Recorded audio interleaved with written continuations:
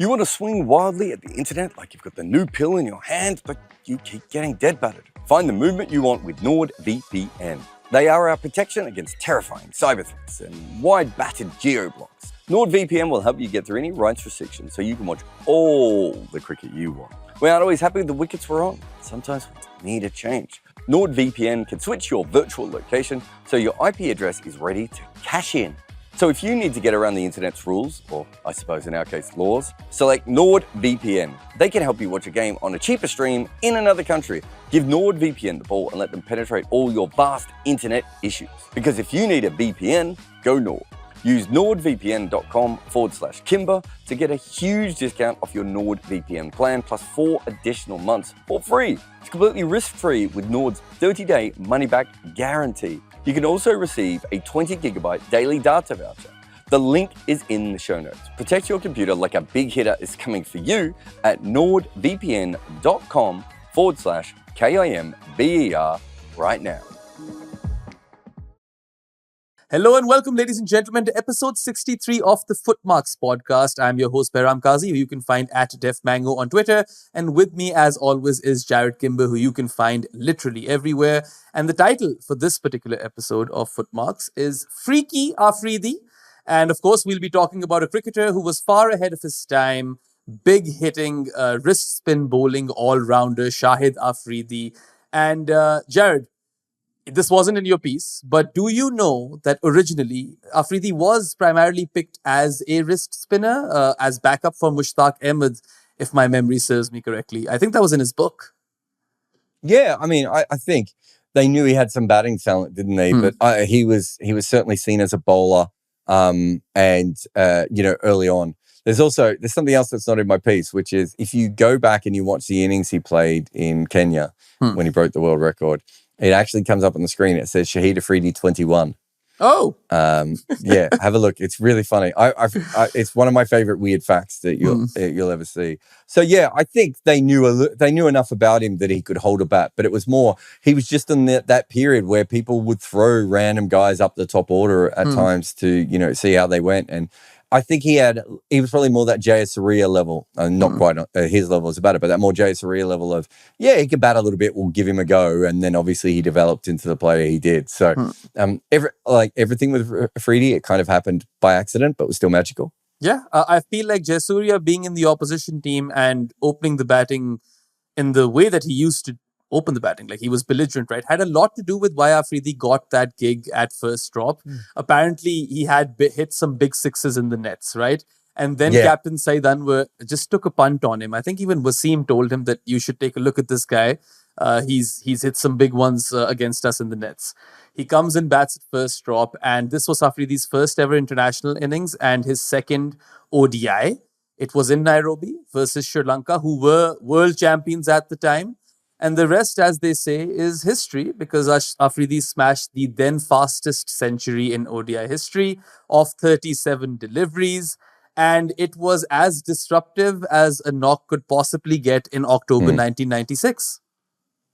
Yeah, I mean, being the fact it was in Nairobi and we're still talking about it, like there's a lot of cricket played in Sharjah and Kenya in that period that just disappeared, right? Yeah. There's a couple there's a couple, was it the Desert Storm one that people go on about? Like, I can barely remember that other than the fact that it existed.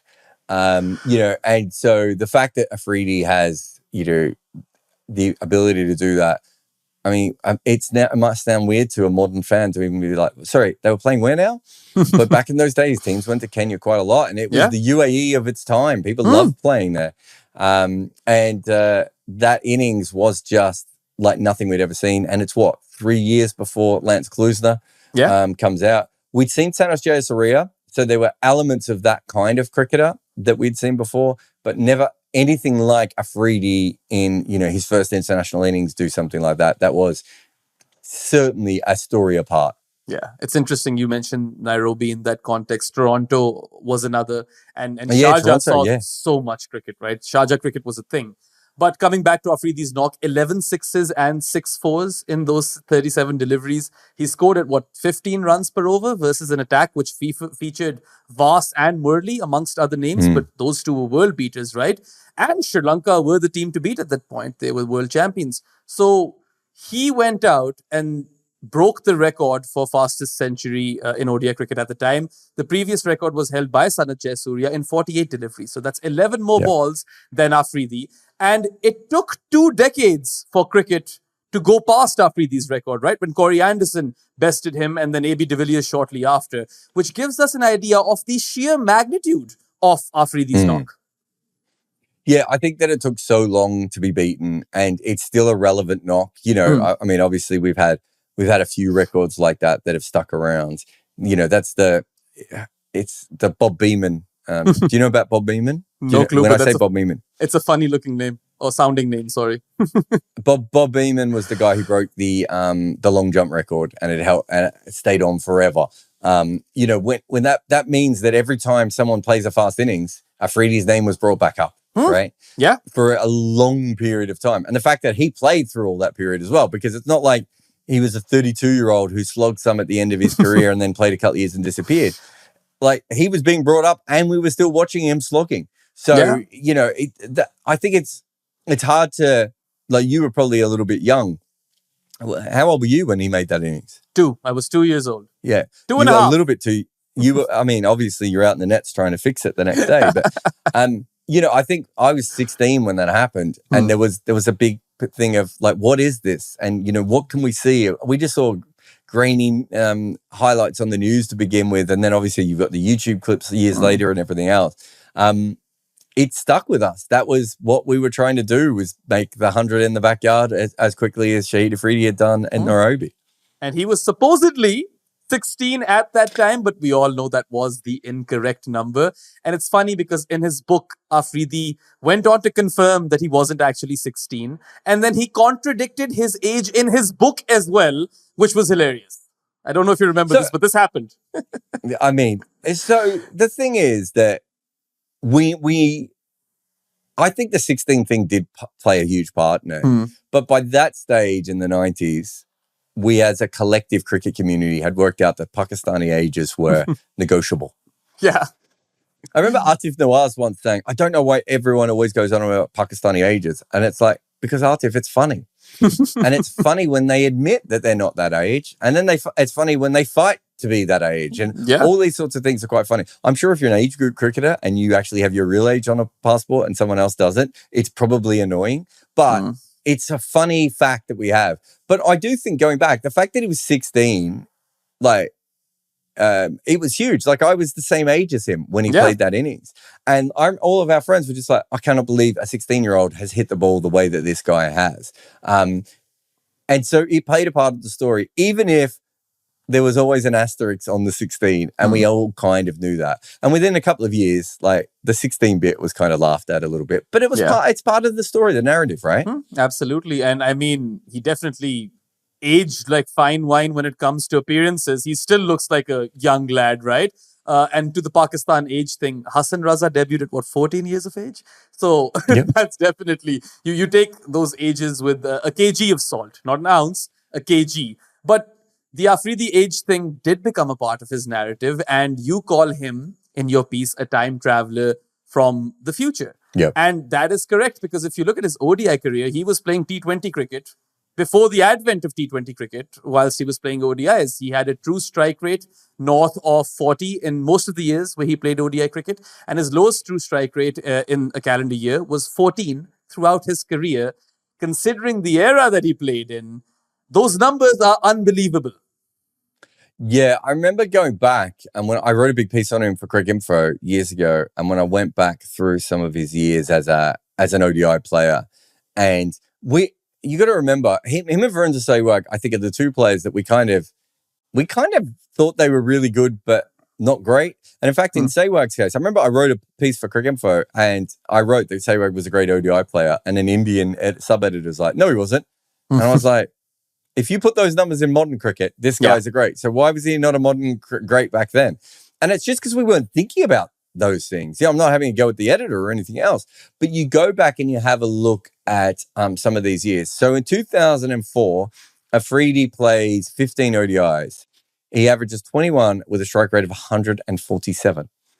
In 2005, he averages 27, almost 28 with a strike rate of 157 in ODI cricket. And it wasn't like he played bunches of T20 cricket and it had gone over, right? Like this was just what he was doing. And he has another year later on in his career where he has a strike rate of 136. And then towards the end of his year, his career, he goes all in on the strike rate.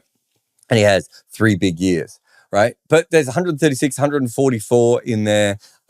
There's, I think, let's have a look here. 3 of his first 8, I think, are above a strike rate of a runner ball. Yeah. Right?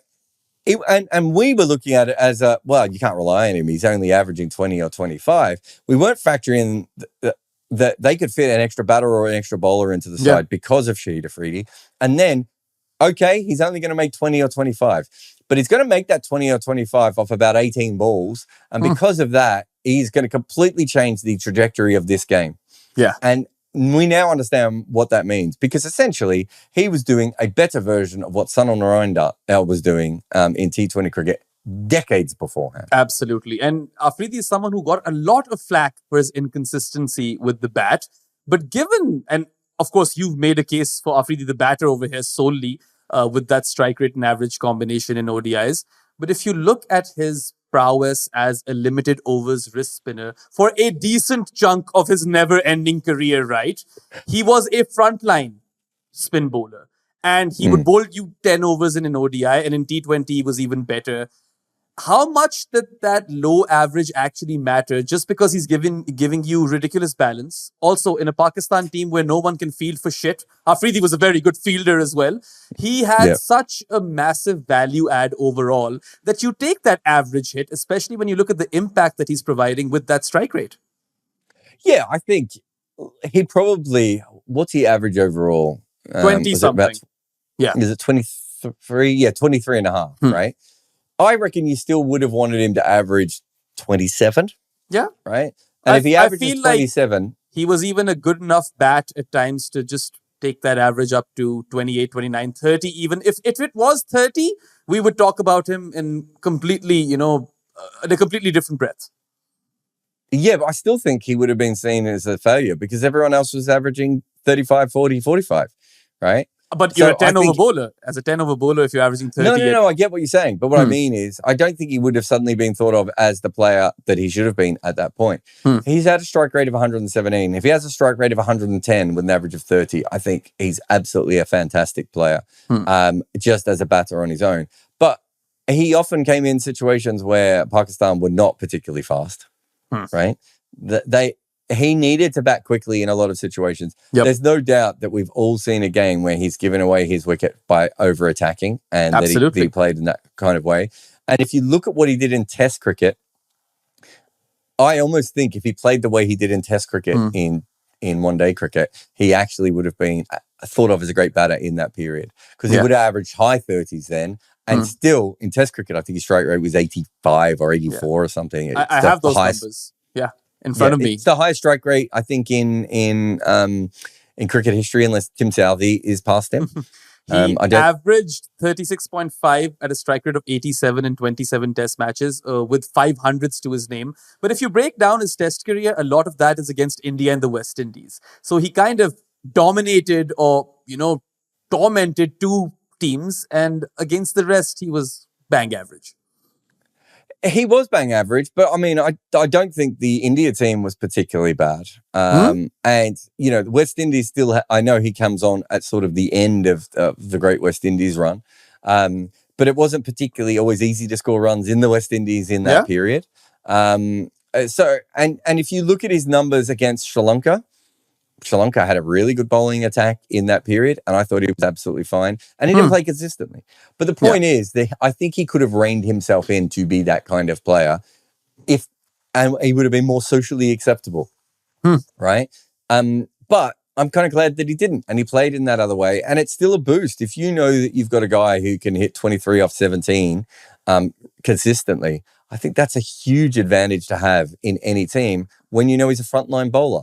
So most bowlers who do that are not frontline bowlers. They're at best your 5th bowler, and maybe they're 5th/6th. he was like in the top 2 or 3 best bowlers. I mean, sometimes he wasn't in their best 3 bowlers just because their bowling attack was so good. Absolutely. But for most teams in the world, he would have been in the best 2 or 3 bowlers quite regularly for that side. Yeah, plus like from the late 2000s to, I would say, 2013/14, he was one of Pakistan's best bowlers. And his 10 overs in ODIs and his 4 overs in T20s were looked upon as the overs that will bring Pakistan wickets. And he never even went for many runs, right? In 5 calendar years in ODI cricket, his true economy and true wickets were above par, which is massive. And you could not cut peak Afridi, right? He bowled quick wrist spin and his drift was his main weapon. And it was poetry at times, like even the Starman celebration and everything. Like it was a spectacle to watch. And we're not even talking about his batting, right?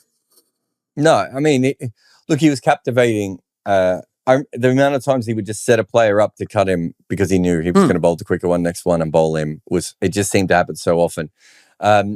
The only team that scores it over 5 runs and over from him was India, who obviously plays spin on a different level. He plays really in 3 different generations of white ball cricket. Yeah. You know, that 90s generation, the 2000s, and then he continues to play, you know, well after that as well.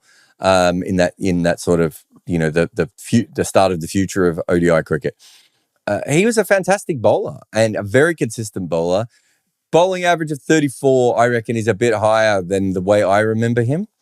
But he also didn't go for many runs. So he was quite economical while also keeping the stumps in play a lot of times. So, you know, he was worth his pick.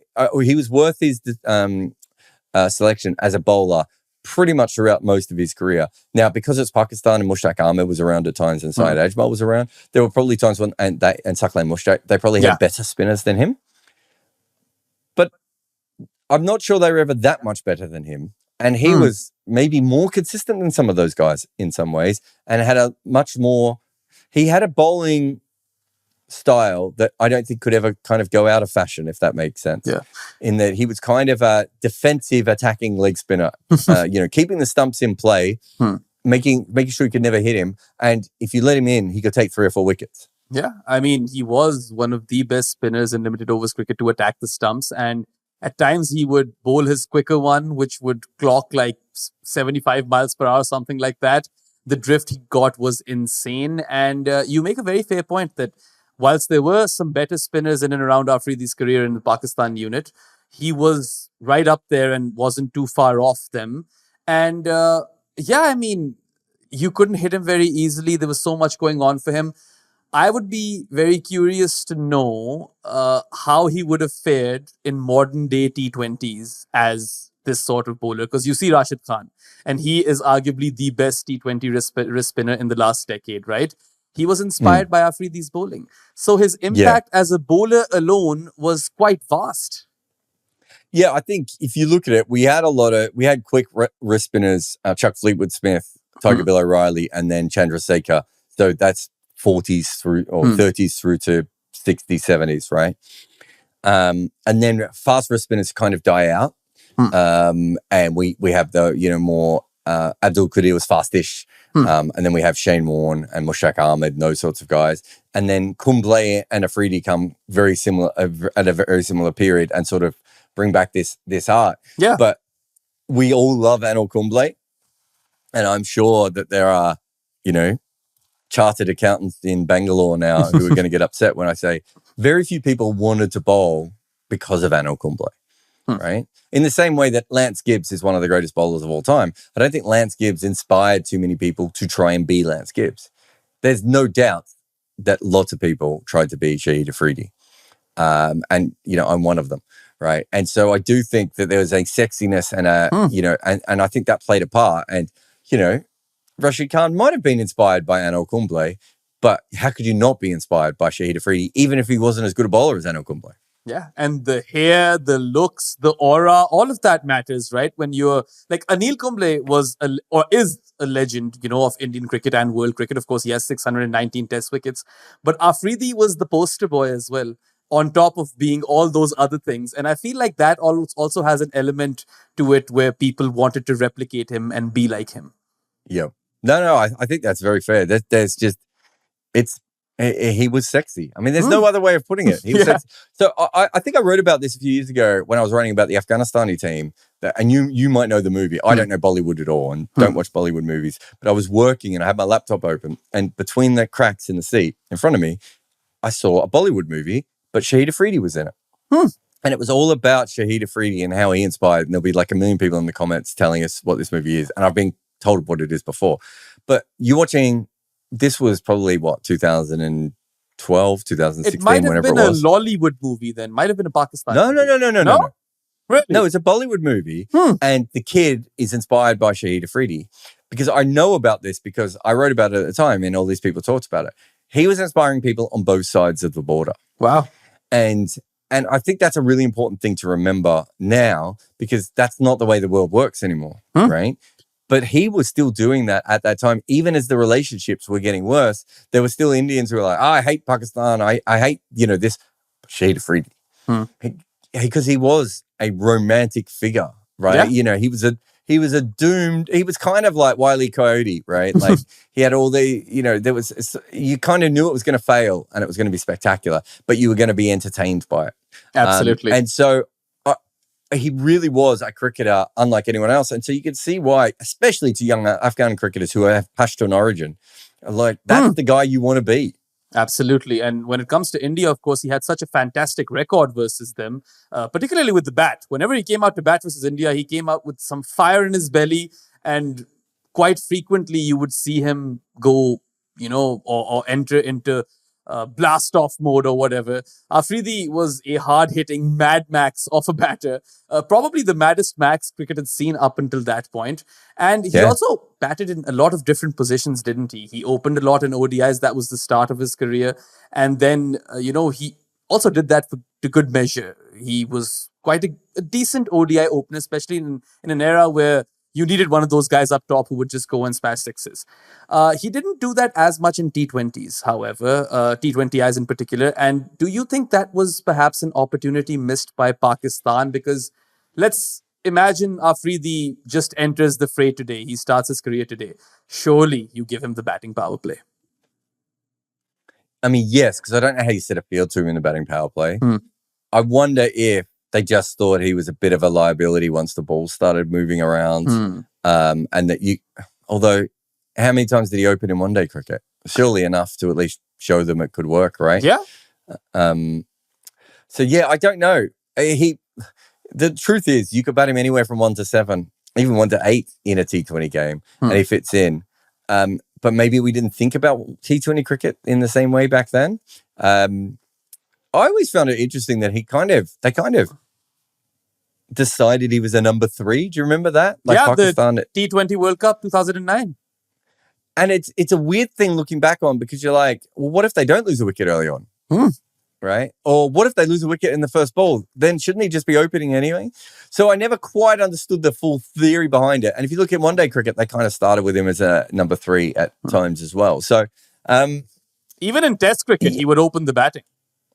I think if you look at him and you look at Lance Kalusna, I think the way we used to use certain kinds of attacking players, we just didn't understand them, right? Yeah. I always go back to Andrew Simons, who I think in one-day cricket could have averaged 30 with a strike rate of 120, right? I think he was an even better player than Afridi was, and could have done that. And Australia spent all of their time trying to make him into someone who averaged 40 with the bat at a strike rate of 90, right? And it's just like, we just didn't understand what this was. And, I'm writing the book about the best test batters of all time. And, you look into Viv Richards and you look back at him now and you look at him in test cricket and you're like, again, I don't think we talk enough about how quickly he scored in test cricket.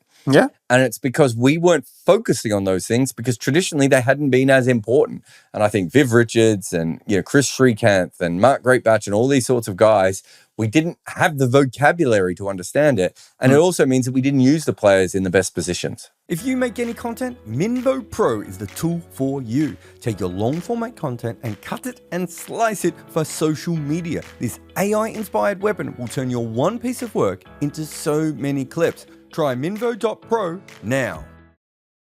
Yeah, I remember he opened in ODI cricket for the longest time, right? But eventually he slipped down the order. And he also cited, like, there's too much pressure, obviously. And top order batters were expected to score uh, big runs, be out there for a long time, which weirdly enough never really happened for Pakistan in that era, right? Or any era up until recently. And probably that's over now as well. But in T20 cricket, there is no pressure. It's a low value wicket. Like you said, he could have been the Sunil Narayan of Pakistan, but better. And I do feel that is an opportunity missed, because Afridi, against the new ball with the fielders in, was something really, really hard to contain. And I've been in the stadium, right, in ODI cricket, where I've seen him just go whack from ball one. And it's entertaining when you're like 85 runs in 10 overs, which was a frequent thing when he would get going in ODI cricket. Exactly. I think looking back, and I'm just picking 3 random players. There's probably heaps of others, but I think looking back, 4 players maybe: Chris Cairns, Virender Sehwag, Shahid Afridi, Lance Clusney. You could throw Andrew Simons in before, as I did before. We would just use them so differently now. Yeah. And I think if you had Sehwag now, he'd probably have a strike rate. Like if we knew what we knew now, without anything different, and you just allowed him off the leash, he would probably have averaged 30 in ODI cricket with a strike rate of 150. Yeah. Right. And then it's fine, because you've got Tendulkar and Dravid at the other end to do everything else. Right. You don't need that. And we just weren't thinking about those things really the way that we should have been at that time. And so you have to factor that in when you're explaining those older players to people, that they weren't used correctly because people didn't know how to use them. Yeah, and that's where true numbers really put things into context, right? And we mentioned them early as well in Afridi's case. But what we really should be asking is, what was his true age? How many years above the average or below the average was he when he was scoring all those runs, right? How many years did he change his age? Yeah, I mean, rumor has it that it's probably close to like 4 years. That's what I've been told. So when he was 16, he was actually 20. But even for a 20-year-old to come out and do what he did, that's quite phenomenal. Oh, it's still crazy, yeah. Yeah. You could probably explain this to me. I've understood that it's because you don't have to register your birth straight away in Pakistan. And that's quite often why these things happen. Is that what it is, that there's a flexibility in when you can do it? How much of it is that sort of stuff? I think it also depends on what area you're born in, because if you're born in urban Pakistan, it probably happens at the hospital. And that's what I would have thought. If you're born in rural Pakistan, maybe there's a midwife situation, right? And someone comes to your home. And then, of course, there's one thing that not a lot of people tell you, but it's the under-19 team, right? Yeah. So in recent times, they want a better under-19 team. So I think that's a thing. I remember talking to some of the Afghan players and asking what their age were. And they're really honest. And they go, we don't know. It's not even age fraud. Like, I think people always think it's age fraud. It's like some cases they don't know. And I remember talking to one player about it, and he said, I've been given 4 different dates for my birthday. And we're not talking years. We're talking the date. Yeah. And he said it just wasn't a thing. And we need to understand that as well. But there is certainly the under 19 thing. It's a huge advantage. And we see that in sports all around the world. There's a lot of age fraud when it comes to athletes now. And the more professional sport gets, probably the more we'll see it. Yeah. Plus in northwestern Pakistan and in that, region which is bordering Afghanistan, I do feel like there are a lot of cases where people don't genuinely know. So maybe the age fraud thing is more prominent towards, Western Pakistan. But yeah, I mean, this is just me shooting arrows in the dark. I don't have I just want to ask, because it's something that we talk about so often and we throw it out there. Yeah. But there are real reasons why these things happen, right? Yeah, I don't have a definitive answer for you, but these are the things that are coming in my head on the top of my mind. Anyway, let's come back to Afridi and let's talk about the first 2 editions of the World T20, as it was called back in the day. Afridi was at his best, particularly with the ball in this period. He was the player of the tournament in the first edition, which Pakistan lost in the final to India. And then in the second edition, he scored 50s in both the semi-final versus South Africa and the final versus Sri Lanka at first drop. So that's a key point over here. And he removed Herschel Gibbs and AB de Villiers in quick succession in the semi-final, which was pretty much the moment where Pakistan kind of got ahead of the game.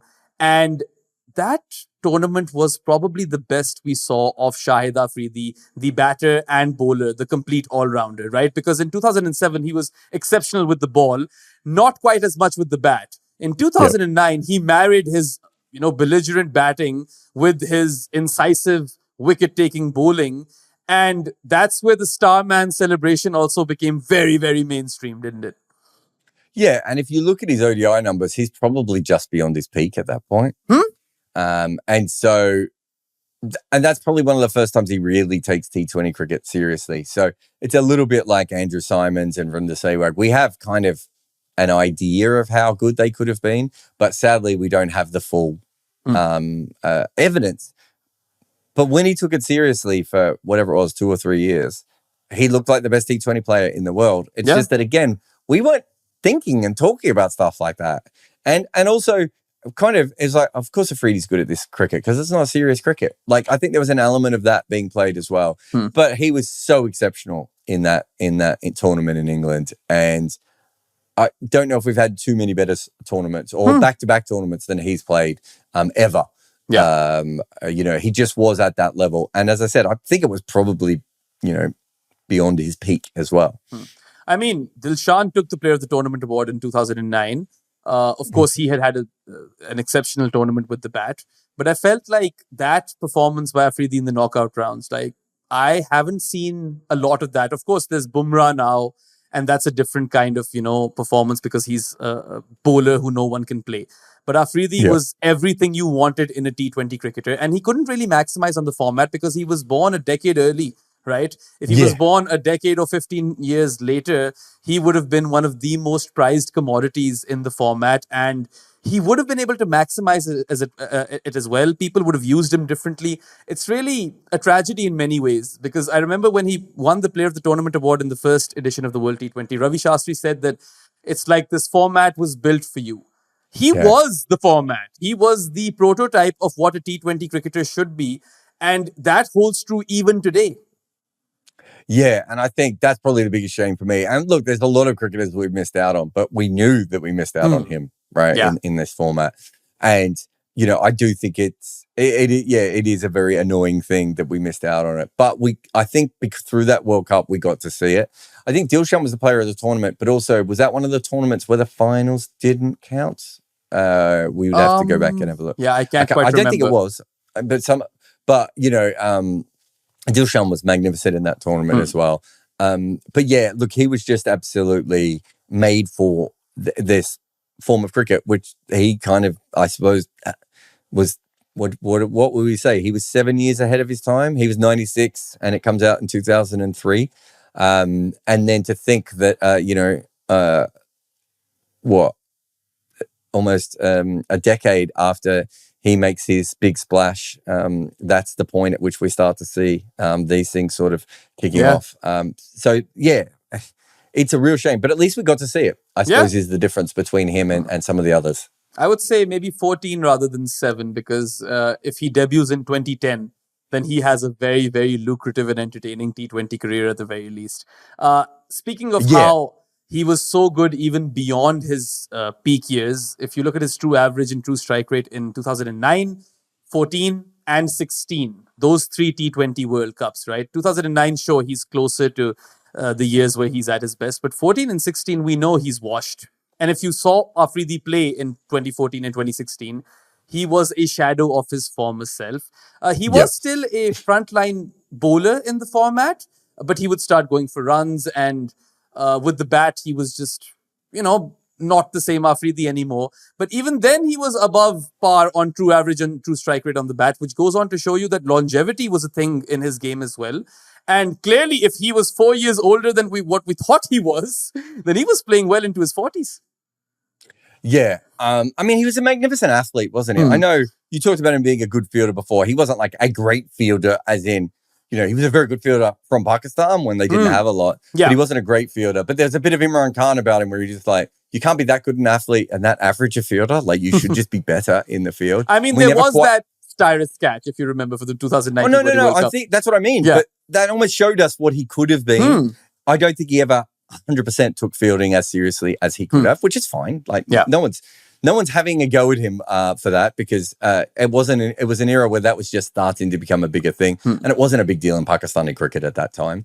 But he was a fantastic athlete, like, you know, incredibly sort of, I don't know, loose-limbed, and he was elastic at his absolute best. You know, like his faster ball was legitimately fast, right? Yeah. It wasn't like, I mean, I saw it get clocked at 132, 133. I've heard stories of him being even quicker than that. You know, to be a leg spinner who bowls quick and put the amount of revolutions that he put on the ball, I think that actually does tell you how fast you have to be in general. I would assume Rashid Khan could bowl really quickly as well. And we know that Shane Warne could get up around 127, 128 Ks when he bowled medium pace as well. And he put so many revs on the ball that it slowed down. But what I'm saying is that Afridi was a next level athlete, and that kind of stayed with him, right? It didn't go away. And because of that, he was in a very good position consistently. Yeah. To play a long time. But then the age thing, he just didn't age. You said that before. I mean, we put a picture of him up now. He still looks fairly young, right? Probably younger than I do. I was about to say, and I was going to say that very clearly. I wonder if he doesn't look younger than you right now. And I'm 30, and Afridi is clearly probably still 36 somewhere. He doesn't remember his 30s. Yeah. It's interesting, right? Because you mentioned how he could have been a better fielder given the athlete that he was. I think he always upskilled as a bowler. He even worked with Abdul Qadir, and in those late 2000s, he came back as a different bowler. And then he even started saying that I'm primarily a wrist spinner who can bat a bit. So he kind of changed his USP as well. But I do feel like Afridi, the batter, left something out there on the table. He could have upskilled more. I don't think he worked as hard as he did. And whilst he was, you know, someone who could smash the ball into orbit, there's a strong feeling inside me that there could have been more of Shahid Afridi, the batter, which he really never truly worked on. I mean, yes and no. He probably batted perfectly for what he thought was right.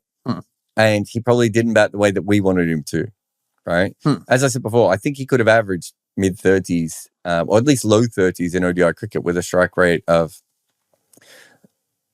90 to 100 without too many problems. But that wasn't the way he thought. And so it's hard for us to say he should have kept peeling back, because actually he was right and cricket was wrong. Yeah. And a lot of his captains would try to rein him in, that Afridi, don't hit every ball for 6. Just try and get yourself set and this and that. He never really worked that way anyway. When he tried to do that, he sucked. Yeah. And I don't know if that would have made him a better player, ultimately. And maybe I'm wrong, you know, but I don't know. It would have made, I should have said, it would have made him a better player in that period, but whether it would have made him a better player altogether, I don't know. He had a way of doing things, and obviously there was an element of risk and an element of madness in the way that he played. No one's going to argue against that. But I do look at it and I do think, were you not right? And was everyone else not wrong?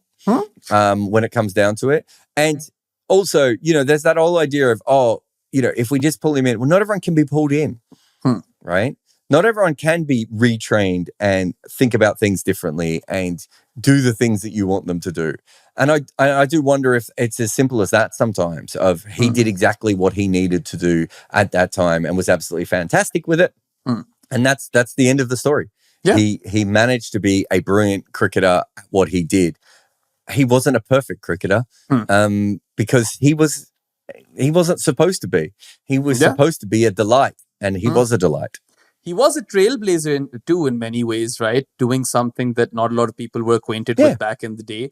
And there is so much value add to Shahid Afridi, the cricketer, that I feel like nitpicking these things also doesn't make sense. Like, look at all the things that he can do. He can smash sixes for fun in the power play. He can finish games off in the death.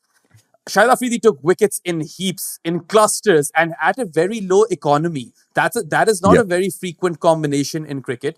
And he had one of cricket's most iconic celebrations.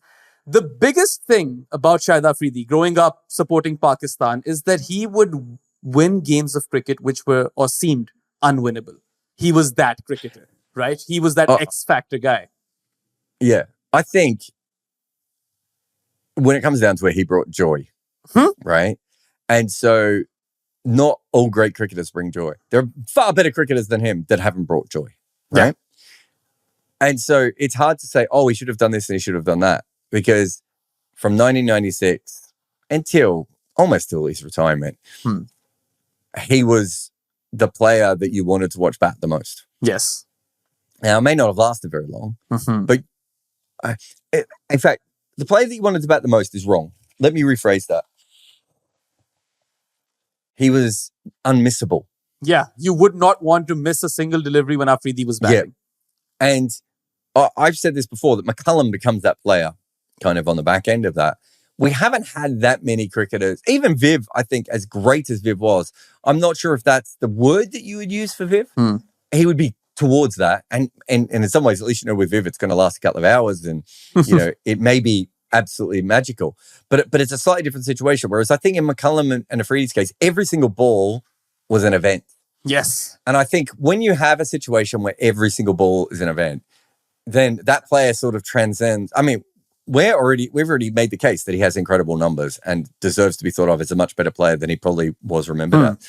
But even beyond that, he has an impact that I think people will still be talking about him in 20 and 30 and 50 years' time. Yeah. Because the impact that he actually had on individual people was so immense. Yeah. Right? He was just absolutely...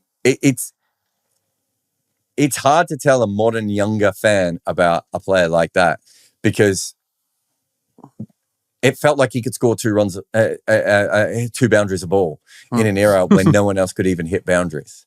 Like, do you know what I mean? It was that transcendent, the way that he played. And so I think for me, it charged down the surface as well, like McCullum as well, which was not very, it wasn't a common sight, right? But also just, he would slog across the line like a tail ender. Like, there was so many different parts to the way that he played that you were always kind of, you couldn't, as I said, it was unmissable. Yeah. And you knew it wasn't going to last. So you had to be glued there. There haven't been many cricketers like that in the history of the game. And he was certainly one of them. Yeah, I think unmissable is the adjective because you were hooked and you did not want to step an inch away from the TV set up until Afridi was batting. It was like a drug. It was crack. And also, weirdly enough, every time he was in a position where Pakistan need, 100 of 9 overs, right? For every 5 times, he would probably fail 4 times. But there was that one time where he would always get you over the line. So he would give you that excitement and he would get his team, into a winning position or win it entirely for them. That is something I haven't watched a lot of cricketers do as frequently as he did it. He was just... He had incredible skills, and because of the way he batted, games just changed so quickly once he got going, right? I mean, that's the truth of it is, once he got going, it just felt like everything was going in his direction. And also that it could all end in any moment. Yeah. I don't remember ever watching him thinking this will last forever.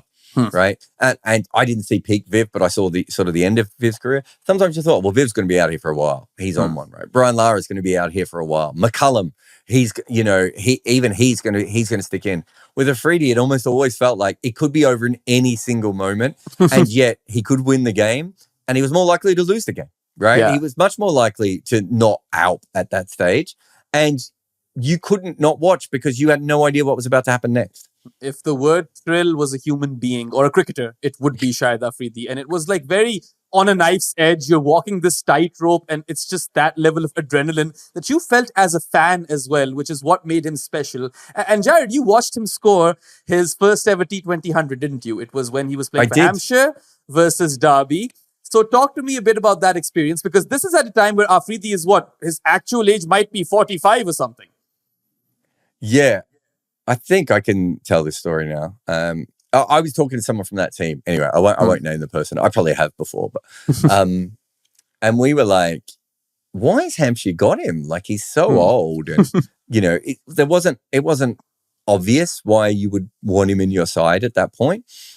And then we had a discussion about it. We're like, "Well, look, okay, he's still a frontline bowler. He's going to get bums on seats because he's Afridi, and maybe he can get you a couple of 20 off 10s." And we kind of left it at that. And then the next game, he made 100 and his first 100. And it was mad, mate. I remember, I think it was Marchand de Lange was bowling and he was desperate to get off strike because Marchand de Lange was really quick at that age. I think it was Marchand de Lange. Certainly one of the big South African quick bowlers who'd come over as a Kolpak. He was literally just tip and run to get off strike for him. And he was swinging crazily against everyone else. And And there's a certain point when he got to about, and there were, I don't know, where were we? With Derby, there was maybe 4 or 5 of us in the press box. You know, a couple of BBC people probably down the hall. And there's a certain point where we all look at each other and was like, is Shahid Afridi going to make 100? Like, are we going to see him make 100? And you know, you just don't get that kind of, you know, the excitement that we all had, because everyone there, like even the older, jaded, you know, county riders, like we'd all spent 20 years with Afridi by this point. And it was absolutely mad and crazy and chaotic. And, you know, it looked like he was going to run out his teammates all the time to get off strike to the bowlers he didn't want to face, or get on strike to the bowlers he did want to face. And he bashed it everywhere. And it was just, for me, it was kind of like, great, I've done Afridi. Yeah. Because I think for everything I'd ever done, he was always a TV guy for me. I don't think I'd ever seen him do all that much at the ground. I'm trying to think I don't know if I saw many of his most iconic moments. And the fact that he'd never made a T20 100, and then I happened to just, I mean, do you know how many times I've been to Derby for cricket games in my life at that point? It might have been the first game I'd ever been at Derby. Wow. Right? I'm not shitting you, mate. I know I went to one game to talk to John Wright. I went to that game to cover Afridi, and then the Women's World Cup, there was quite a few games. That's all I've ever been to. And I happened to stumble on to Shahid Afridi and that game. Yeah, well, you definitely lucked out. Interestingly enough, that 100 came off 43 deliveries, 6 balls slower than his maiden ODI 100 back in 1996. So that is just ridiculous. It's bizarre. It's insane.